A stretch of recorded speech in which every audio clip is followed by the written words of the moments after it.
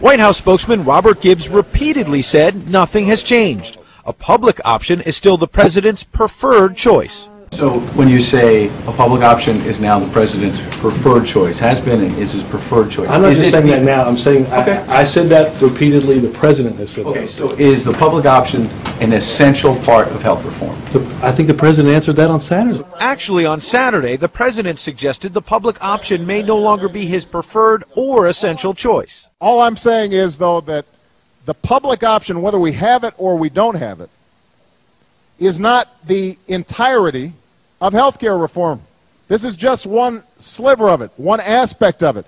The bottom line, Gibbs now says the president prefers the public option, but it will not be a deal breaker if it's dropped, which is different than earlier this summer when the president didn't add that caveat. So, the public option is not your enemy, it is your friend, I believe.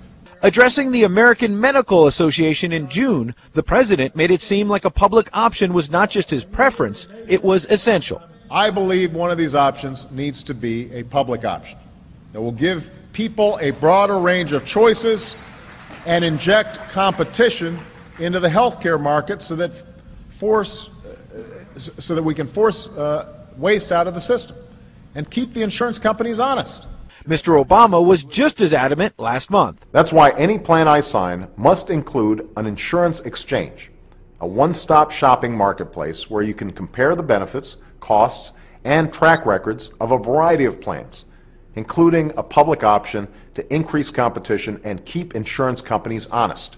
So why all the dancing around this one point?